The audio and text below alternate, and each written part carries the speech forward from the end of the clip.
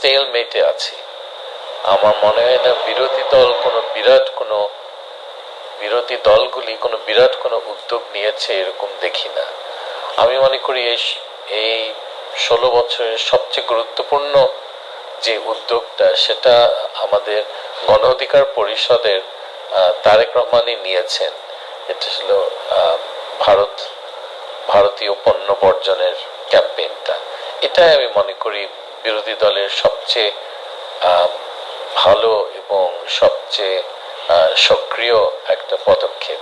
কারণ অন্য কোনো ভাবে জনগণ তাদের এই সরকার এবং তাদের পৃষ্ঠপোষক ভারতীয় সরকারের প্রতি তাদের অসন্তোষ দেখাবার কোনো পথ খুঁজে পাচ্ছে না।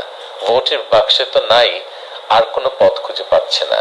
এই ভারতীয় পণ্য বর্জন, ভারতীয় ফ্লাইট বর্জন, টাটা মোটরস, ভারতীয় গাড়ি বর্জন, ভারতীয় চিকিৎসা, ভারতীয় চ্যানেল বর্জন, ভারতীয় ভ্রমণ বর্জন, এগুলো সব করে তারা তাদের অসন্তোষটা প্রকাশ করতে